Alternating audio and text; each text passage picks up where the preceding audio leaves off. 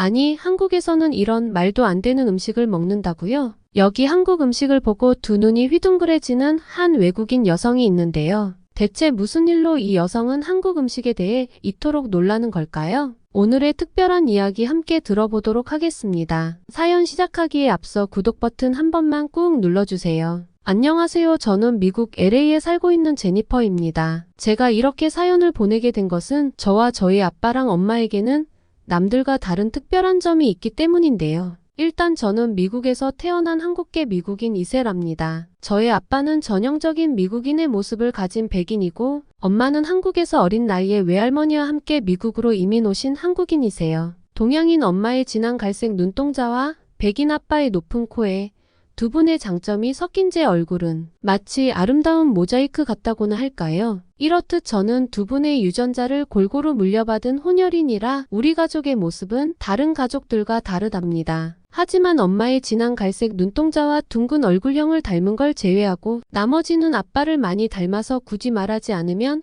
혼혈인 걸 모를 정도예요. 이런 특별함 때문에 다행히도 고등학교에 진학할 때까지 단 한 번도 인종 때문에 차별이나 놀림을 받은 적이 없었어요. 우리 가족은 서로 다른 모습을 하고 있지만 그만큼 서로를 이해하고 사랑하는 마음이 커서 피부색이나 생김새 같은 건 전혀 중요하지 않았죠. 저는 늘 이런 특별한 가족 속에서 행복하게 자랐고 두 문화의 장점을 모두 누리며 자부심을 가지고 성장했습니다. 이제 고등학교 2학년이 된 저는 우리 학교에서 꽤나 유명한 학생이에요. 성적이 우수한 것도 있지만 그보다는 성격이 밝고 친근한 점이 더 큰 이유죠. 제 주변에는 항상 웃음이 끊이질 않는데요. 긍정적인 에너지가 넘치는 편이라 그런지 친구들도 저랑 있으면 편하게 마음을 열더라고요. 누구와도 쉽게 어울릴 수 있는 성격 덕분에 주변에는 항상 친구들이 많아요. 운동을 좋아하는 애들부터 조용히 책 읽기를 좋아하는 친구들까지 정말 다양한 친구들과 어울리며 지내고 있죠. 쉬는 시간만 되면 주변으로 친구들이 모여들어 수다 산매경에 빠지기도 합니다. 때로는 진지한 고민 상담을 하기도 하고 때로는 한바탕 웃음이 터지는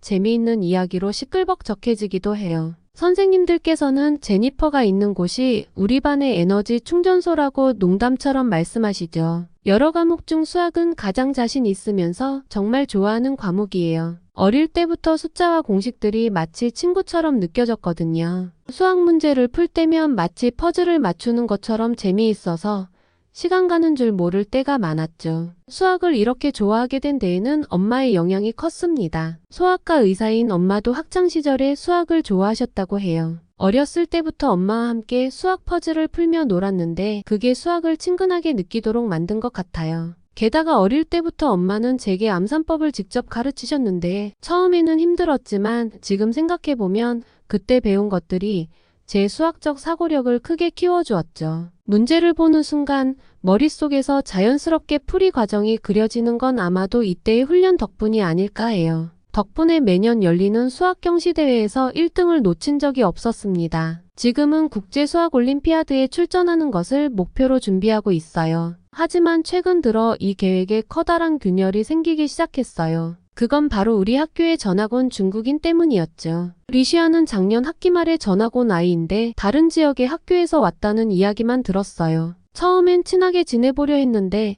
리시아는 제가 수학을 잘하는 것에 대해 굉장한 경쟁심을 보였죠. 특히 수학 시간만 되면 이상한 눈으로 쳐다보면서 자기가 꼭 이길 거라고 중얼거리곤 했어요. 난 베이징 수학 올림피아드 금메달리스트야. 너 같은 애한테 질 리가 없어. 리시안의 이런 태도는 점점 더 심해졌어요. 수업 시간에 발표를 하면 비웃음을 짓고 풀이한 문제의 답이 맞아도 꼭 트집을 잡으려 했죠. 하지만 그런 모습을 보여도 늘 침착하게 대응했어요. 엄마가 항상 말씀하시던 것처럼 다른 사람의 부정적인 감정에 휘둘리지 않으려 노력했거든요. 그런데 리시안의 이런 태도는 결국 수업에도 영향을 미치기 시작했습니다. 수학 시간만 되면 수업을 방해하고 다른 학생들의 발표에도 끊임없이 훈수를 두었죠. 결국 수학 선생님께서도 더 이상 참지 못하시고 리시안을 심하게 꾸중하시는 일이 있었어요. 리시안, 내가 실력이 있는 건 알지만 다른 학생들의 학습을 방해하는 건 옳지 않아. 수업 시간은 모두가 함께 배우고 성장하는 시간이야. 사실 리시아는 수학만큼은 정말 잘하는 학생이에요. 하지만 청결관념이 부족해서 늘 옷에서 이상한 냄새가 나고 머리도 지저분한 편이라 아이들이 가까이 하기를 꺼려했죠. 성격 좋기로 유명한 저도 그 냄새만큼은 참기 어려웠습니다. 점심시간에도 혼자 앉아서 밥을 먹는 경우가 많았어요. 하지만 리시아는 이런 분위기를 모르는 건지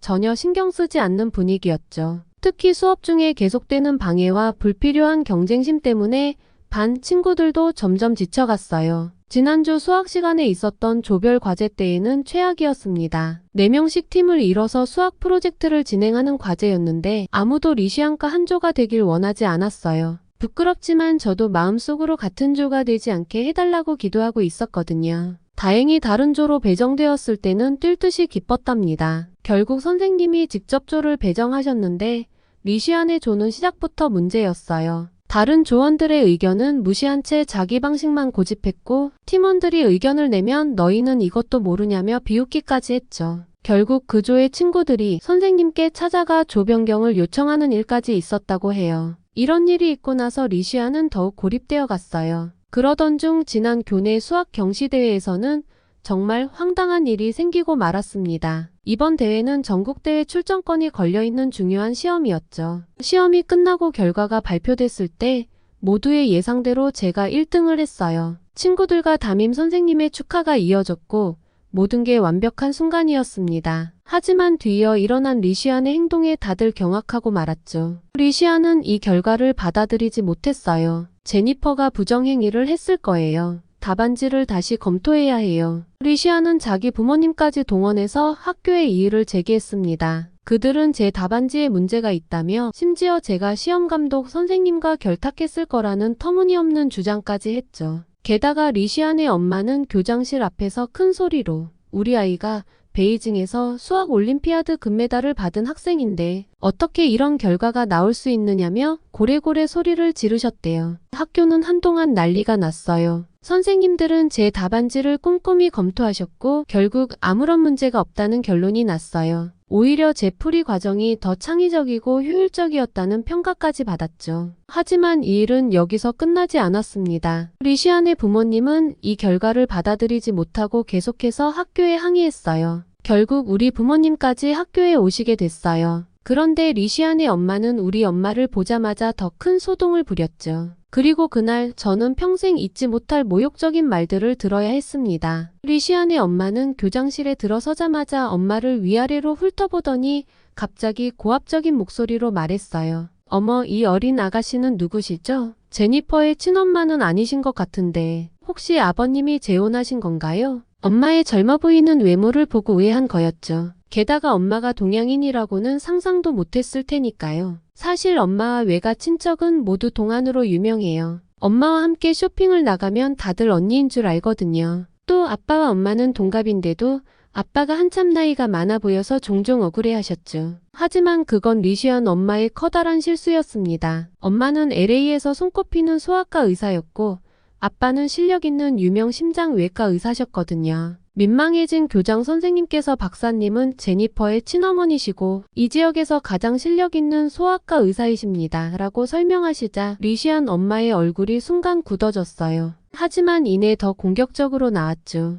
아, 그래도 결국 돈 많은 미국 의사랑 결혼해서 신분 상승한 거네요. 우리 같은 순수 중국인하고는 달라서 그런지 아이 교육도 뒷돈으로 다 해결하시나 봐요. 교장실은 순식간에 얼어붙었어요. 그 자리에 있던 모든 사람들이 리시안 엄마의 막말에 충격을 받은 듯 했습니다. 그 말을 들은 순간 저는 너무 화가 났지만 엄마는 당당하게 맞서셨어요. 저희 부부는 하버드 동창이에요. 신분 상승이라니요? 제가 보기엔 오히려 당신들이 인종차별적인 발언으로 자신들의 수준을 드러내고 계신 것 같네요. 아빠도 차분한 어조로 한 말씀 하셨죠. 인신공격으로 문제를 해결하실 생각이라면 법적 대응도 고려해 보겠습니다. 그제서야 리시안 엄마의 폭언은 멈추었습니다. 알고 보니 리시안의 부모님은 최근 부동산 개발 사업으로 큰 돈을 벌었고 미국은 물론 중국에서도 수많은 부동산을 가진 소위 벼락부자였어요. 하지만 그만큼 교양은 갖추지 못한 것 같았습니다. 지위가 높은 사람 앞에서는 비굴할 정도로 자신을 낮추면서도 그렇지 않은 사람은 무시하고 깎아내리는 성향이었죠.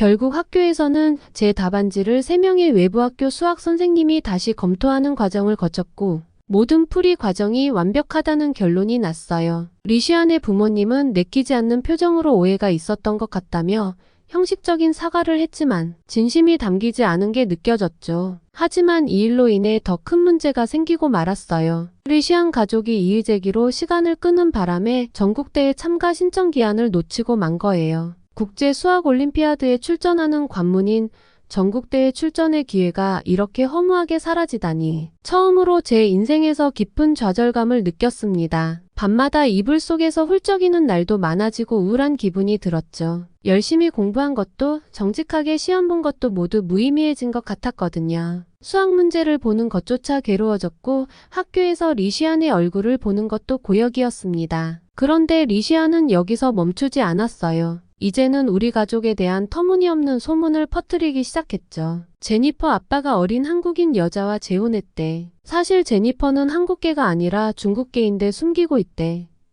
같은 말도 안 되는 이야기들이었어요. 특히 제가 혼혈이라는 사실을 속이고 있다는 소문이 퍼지면서 일부 아이들은 제가 평소에 당당하게 한국계 미국인이라고 말했던 것에 대해 의심의 눈초리를 보내기 시작했어요. 마치 제가 뭔가 큰 거짓말을 하고 있었던 것처럼요. 이런 상황이 계속되면서 처음으로 제 정체성에 대해 혼란스러워지기 시작했어요. 그동안 한국계 미국인이라는 사실이 자랑스러웠는데 이제는 그것조차 의심받고 있다니 정말 힘든 시간이었죠. 다행히도 이런 힘든 시간은 오래가지 않았습니다. 리시안이 퍼뜨린 소문들이 하나둘씩 모순점을 드러내기 시작했거든요. 어떤 친구는 내 부모님이 함께 찍은 사진들이 SNS에 올라와 있는데 시기별로 보면 리시안의 말이 말도 안 된다면서 제 편을 들어주었죠. 결국 많은 친구들이 찾아와 사과했어요. 제니퍼, 미안해. 우리가 리시안의 말에 현혹되어 그만. 거짓말에도 힘이 있다는 걸 처음 알게 된 순간이었습니다. 그 즈음 엄마가 주말에 외할머니 댁에 가자고 제안하셨어요. 마치 제 마음을 읽으신 것처럼요. 할머니 댁으로 향하는 차 안에서 엄마는 힘들 때는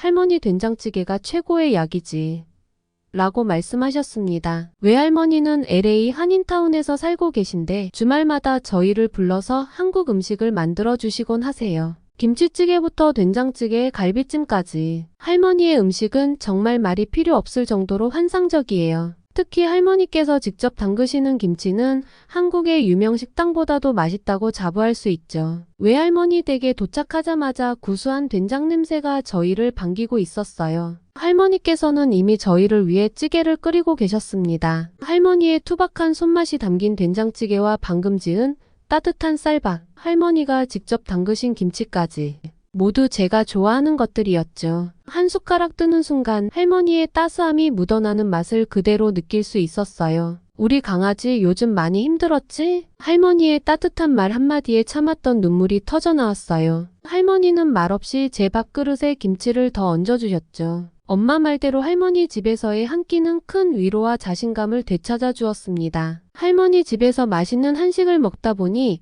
문득 학교 급식이 얼마나 맛없는지 더욱 실감나더라고요. 매일같이 나오는 냉동 피자와 기름진 햄버거는 정말 질릴 대로 질렸죠. 특히나 우리 학교의 급식은 최악의 식단으로 유명하거든요. 우리 학교의 급식은 정말 심각한 수준이에요. 매일 같은 메뉴의 반복에다 재료도 냉동식품 일색이었죠. 피자는 늘 질기고 햄버거 패티는 말라 비틀어져 있었고 샐러드는 시들어 있기 일쑤였습니다. 영양가도 문제였어요. 맵기 탄수화물과 기름진 음식 위주라 아이들 사이에서는 살찌는 건 기본, 여드름까지 보너스로 준다는 우스갯소리가 나올 정도였죠. 심지어 야채는 항상 신선해 보이지 않아서 아무도 손을 대지 않았어요. 학교에서 실시하는 급식 만족도 조사는 더 충격적이었습니다. 5점 만점에 항상 1.0 이하의 평가를 받았는데 어떤 달은 0.3점까지 떨어진 적도 있었죠. 학부모들 사이에서도 불만이 터져나왔어요. 우리 아이들이 무슨 죄로 이런 음식을 먹어야 하나요? 일부 아이들은 아예 도시락을 싸오기도 했습니다. 그러던 중 결국 일이 터지고 말았어요. 급식 업체가 재료비와 조리사 급여를 횡령했다는 사실이 드러난 거예요. 원래 책정된 예산의 절반도 안 되는 돈으로 급식을 만들고 나머지는 업체 대표가 착복했다고 했습니다. 조리사들의 급여도 제대로 지급되지 않았대요.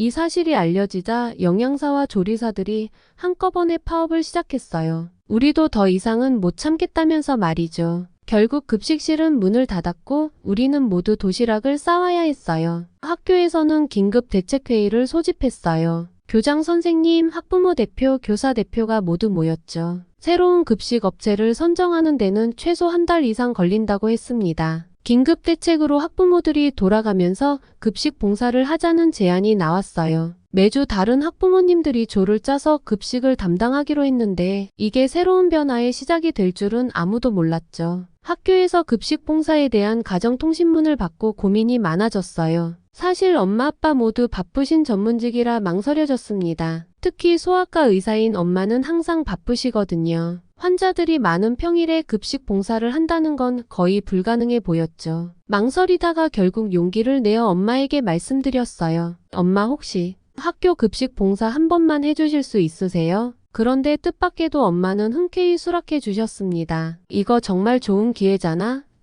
우리가 할머니의 건강한 한식을 아이들한테도 맛보여주자. 엄마의 고민 없는 수락에 그동안의 망설임이 쓸데없었음을 느꼈죠. 사실 엄마는 의사로는 100점이지만 요리는 거의 낙제 수준이에요. 외할머니가 준비해 주시는 요리들을 맛있게 먹어주는 게 다였죠. 과연 엄마가 잘 해내실 수 있을지 걱정이 되면서 너무 부담스러운 부탁을 드린 건 아닌지 고민되기 시작했습니다. 다행히 우리에게는 외할머니가 계셔서 도움을 요청하게 되었어요. 주말이 되자 우리 가족은 말할 것도 없이 외할머니 댁으로 향했고 엄마는 할머니께 학교 급식 봉사 이야기를 하시면서 어떤 메뉴가 좋을지 의논하셨어요. 할머니는 기뻐하시며 평소 즐겨 만드시던 건강식 메뉴들을 알려주셨습니다. 특히 채소를 자연스럽게 많이 먹을 수 있는 메뉴와 요리법이 좋을 것 같다는 말씀을 강조하셨죠. 엄마와 할머니는 주말 내내 급식 메뉴를 연구하셨어요. 할머니께서는 처음 접하는 아이들도 거부감 없이 먹을 수 있으면서도 건강한 한식을 고민하시더니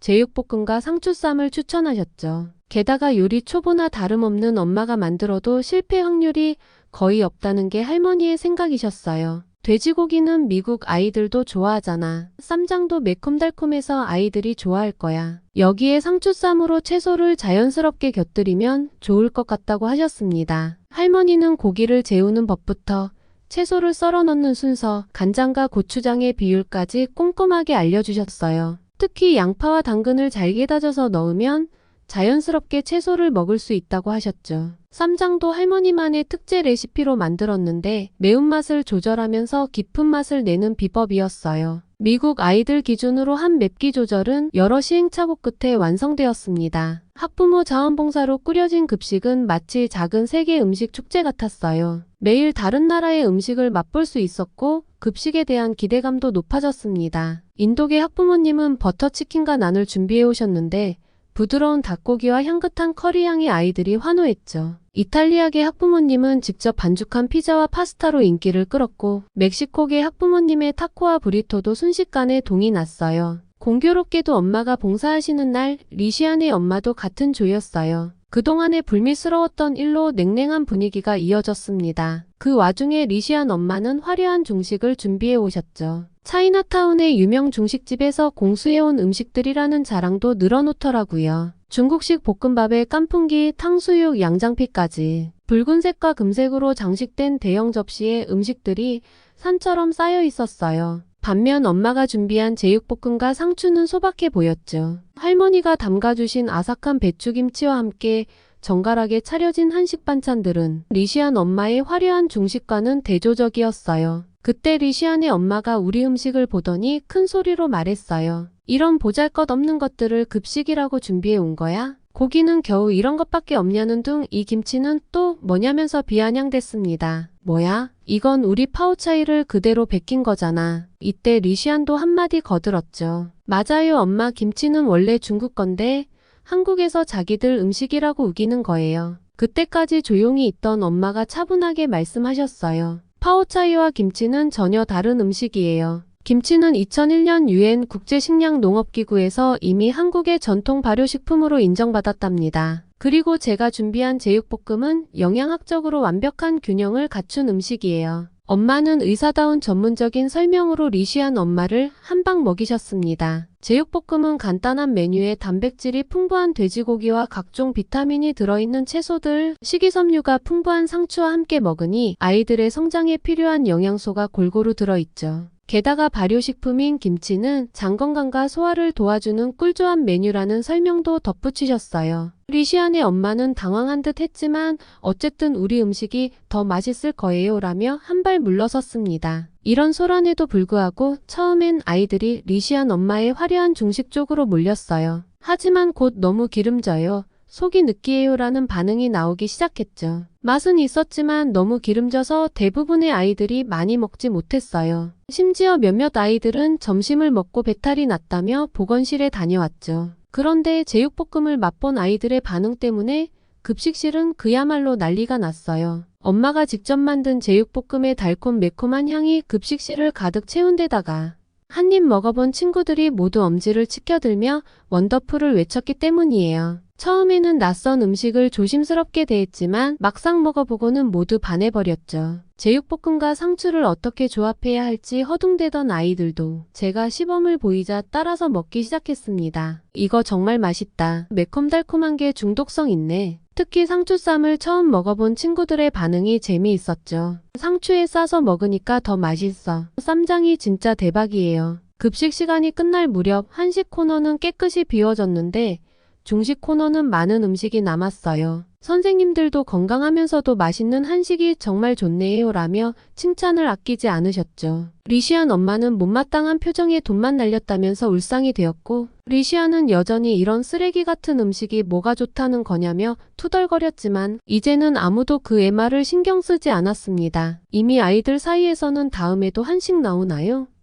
라는 이야기가 오가고 있었어요. 그런데 정말 놀라운 일은 그 다음날 벌어졌어요. 학교 온라인 게시판에 학생들의 의견이 쏟아지기 시작했거든요. 어제 점심 완전 대박이었어요. 제육볶음 언제 또 나오나요? 상추쌈 처음 먹어봤는데 진짜 신기하고 맛있었어요. 이런 건강한 음식을 매일 먹고 싶다는 의견과 김치가 처음엔 낯설었는데 자꾸 손이 가는 맛이더라는 글들이 올라왔죠. 또 어떤 글에는 한식은 다 불닭볶음면처럼 매운 것만 있는 줄 알았는데 예상을 깼다는 의견도 있었어요. 댓글이 수백 개가 달렸고 이런 반응에 학교 측도 놀란 것 같았어요. 급기야 학교에서는 새로운 영양사팀 선정에 한식 메뉴가 가능한 팀과 계약하겠다고 발표했어요. 게다가 정기적으로 한식의 날을 지정해 운영할 계획이라고 했습니다. 여기서 끝이 아니었어요. 급식 봉사에서 엄마를 처음 본 다른 학부모들이 모두 깜짝 놀라셨대요. 이유는 다름 아닌 젊어 보이는 외모 때문이었죠. 잡티 하나 없이 깨끗하고 탄력 있는 피부에 감탄했다면서요. 제니퍼 엄마가 고등학생 엄마라고? 믿을 수 없어요. 피부가 어쩜 그렇게 고우세요? 무슨 비결이 따로 있는 거 아니에요? 엄마는 웃으시면서 한식 덕분이라고 하셨는데 이 말이 순식간에 퍼져나갔어요. 엄마가 평소 즐겨 드시는 된장국과 김치 그리고 나물 반찬들과 같은 발효식품과 채소 위주의 식단이 건강과 미용에 좋다는 게 알려지면서 한식의 힘이란 말이 학부모들 사이에서 유행처럼 번졌죠. 학부모들을 중심으로 한식 바람이 불기 시작했습니다. 특히 놀라웠던 건 리시안 엄마와 친한 분들까지 우리 엄마에게 한식 레시피를 가르쳐 달라고 부탁한 일이에요. 이번 주말에 우리 집에서 한식 쿠킹 클래스를 열면 어떨까요?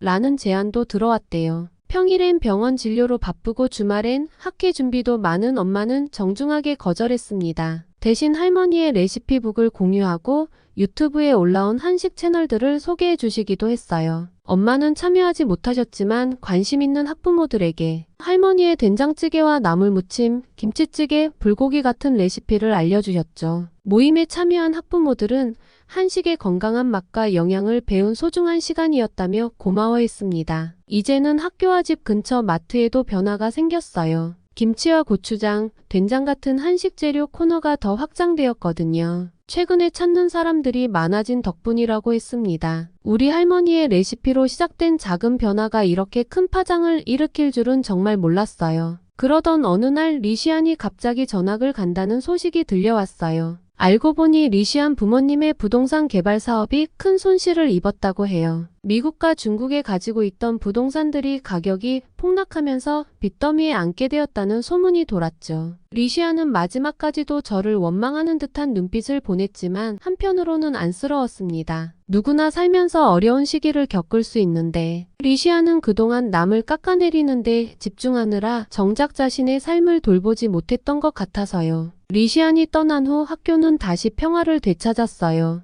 저는 이제 마지막 도전이 될 국제 수학 올림피아드 준비에 집중할 수 있게 되었죠. 늦은 밤까지 문제를 풀고 아빠는 간식을 준비해 주시며 저의 든든한 응원군이 되어 주셨어요. 사실 리시안과의 갈등은 힘들었지만 오히려 그 일을 계기로 우리 가족은 더 끈끈해졌습니다. 서로를 더 많이 이해하고 배려하게 되었거든요. 특히 엄마의 한국인으로서의 자부심과 당당함을 보면서 저도 제 뿌리에 대해 더 깊이 생각하게 되었어요. 그래서 이번 겨울방학에는 외할머니를 모시고 한국을 방문할 계획을 세웠답니다. 우리 가족과 외할머니까지 함께 방문하는 한국 여행이 정말 기대돼요. 한국에서 직접 먹는 한식도 궁금하고 요즘 대세인 한국 화장품 코너도 필수 코스라고 하더라고요. 가장 설레는 건 엄마의 나라이면서 제 뿌리인 한국을 방문한다는 사실이에요. 한국 여행도 꼭 글로 남기고 싶네요. 지금까지 제 이야기 들어주셔서 감사합니다. 미국 고등학생들이